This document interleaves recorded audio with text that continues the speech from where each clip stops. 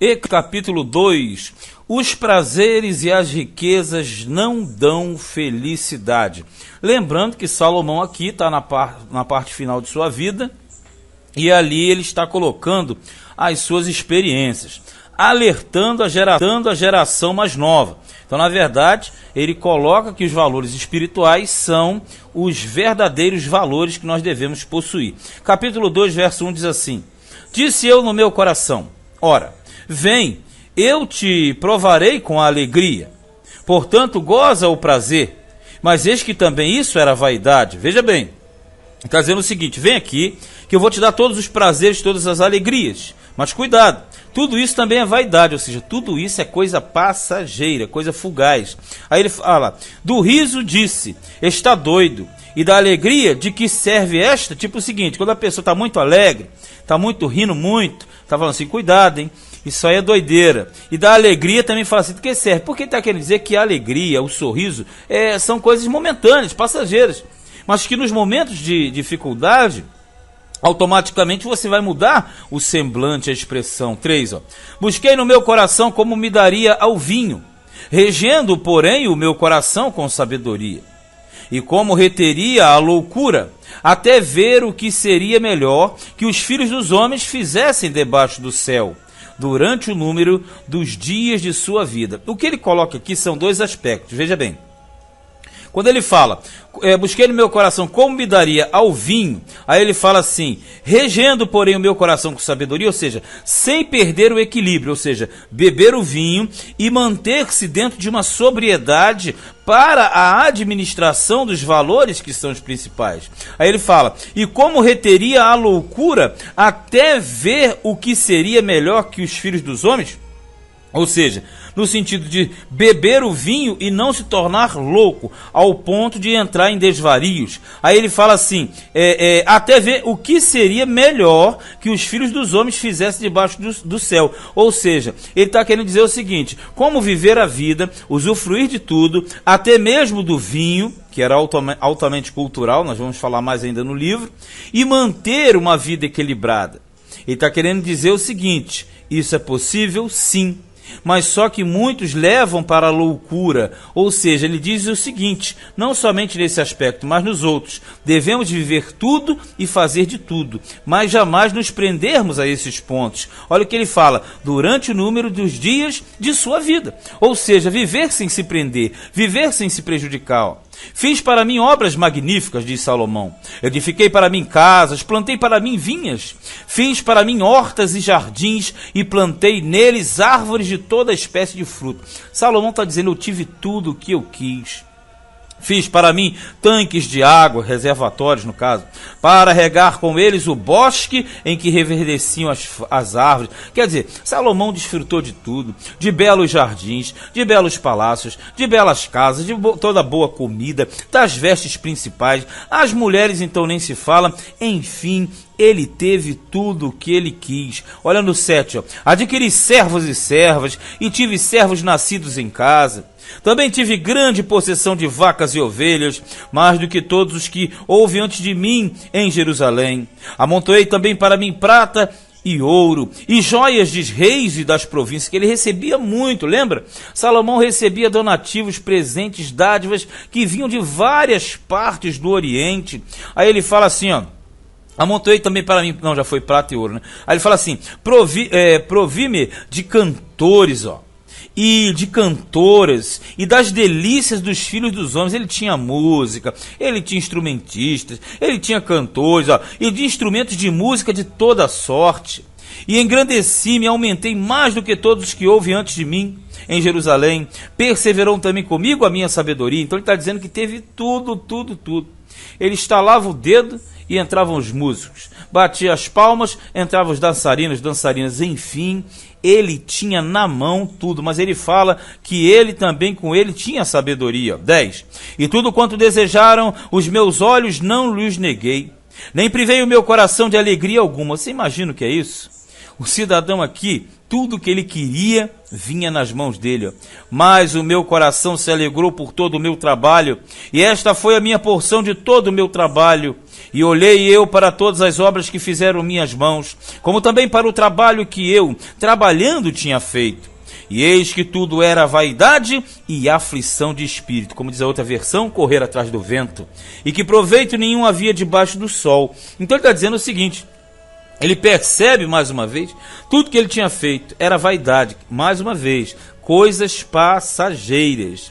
Ele não disse aqui que não deveria curtir a vida, ele está dizendo aqui que não poderia se apegar e não se deve apegar a tais aspectos. Por isso que ele fala: então passei a contemplação da sabedoria e dos desvarios e da doidice.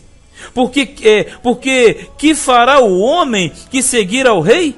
O mesmo que outros já fizeram. Ou seja, o que adianta você seguir o rei? O que adianta você estar junto ao rei? Todos os outros já fizeram isso, mas eles na verdade nunca serão o rei. Então vi eu que a sabedoria é mais excelente do que a estultícia. Lembrando que a estultícia é estupidez. Quanto a luz é mais excelente do que as trevas, está dizendo, a sabedoria consegue te acalmar em todos os momentos, consegue te ajudar nos momentos difíceis, você consegue administrar, e a estupidez não. 14, os olhos do sábio estão na sua cabeça, porque ele não vê com a vista, ele vê com a inteligência, mas o louco anda em trevas, quer dizer, caminhos ruins.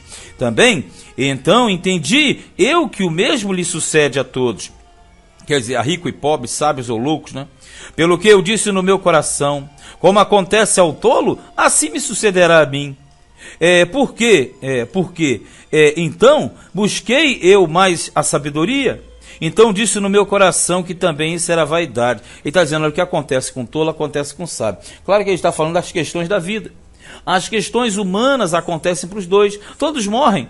Todos têm doença, todos têm enfermidade. Ou seja, essas questões, o tolo e o rico um dia vão para a mesma sepultura. Pelo que aborreci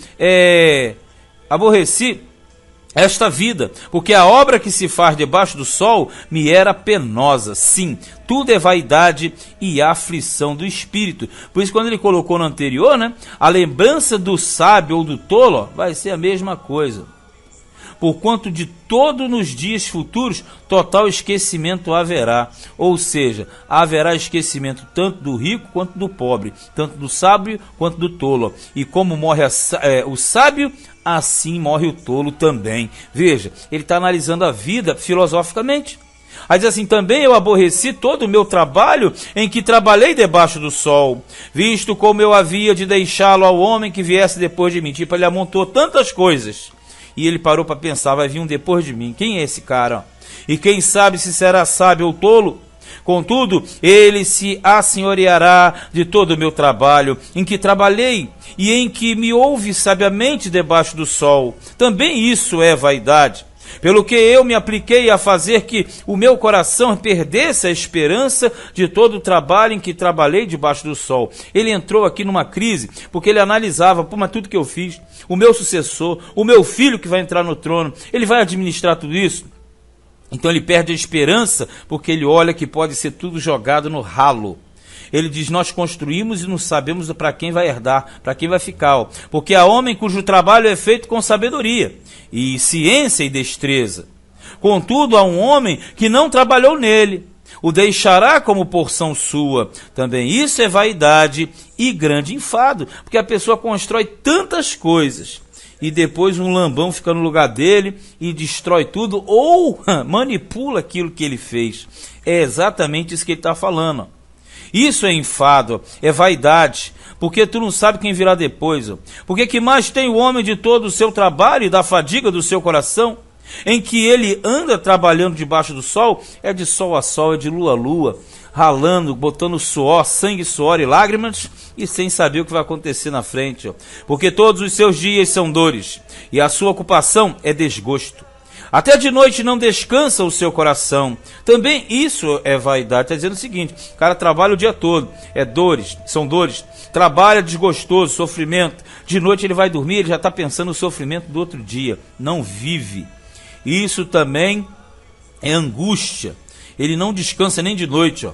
Não é, pois, bom para o homem que coma e beba, olha aqui, e que faça gozar a sua alma do bem do seu trabalho?